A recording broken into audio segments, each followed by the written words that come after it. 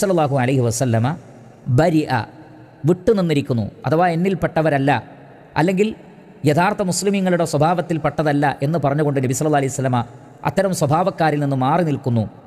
ആരൊക്കെയാണത്? ഒന്ന് മിന സ്വാലിഖ, സ്വാലിഖത്തായ ഒരു സ്ത്രീ, അഥവാ എന്തെങ്കിലും ഒരു പരീക്ഷണം വന്നാൽ, കുടുംബത്തിൽ ഒരു രോഗം വന്നു, അല്ലെങ്കിൽ ഏറ്റവും അടുത്ത ആളുകൾ മരണപ്പെട്ടു, അധികവും മരണപ്പെടുന്ന സന്ദർഭങ്ങളിൽ അവർ ആർത്ത് അട്ടഹസിച്ച് കരയുന്നു, വലിയ ശബ്ദത്തിൽ ആർത്തട്ടഹസിച്ച് പലതും പറഞ്ഞുകൊണ്ടുള്ള കരച്ചിൽ.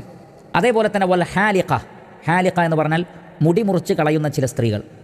ഒരു മുസീബത്ത് വന്നാൽ, ഭർത്താവ് മരണപ്പെട്ടാൽ, മക്കൾ മരണപ്പെട്ടാൽ അവർ അവരുടെ തല മൊട്ടയടിച്ച് കളയുന്നു, അല്ലെങ്കിൽ മുടി മുറിച്ച് കളയുന്നു.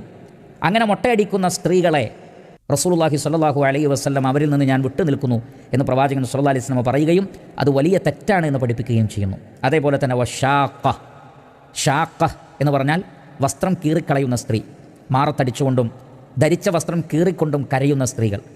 ഇതൊക്കെ മുസീബത്ത് സംഭവിച്ചാൽ ചില സ്ത്രീകളിൽ കാണപ്പെടുന്ന സ്വഭാവമാണ്. ഒരിക്കലും തന്നെ യഥാർത്ഥ വിശ്വാസിനികളിൽ അത് കാണാൻ പാടില്ല.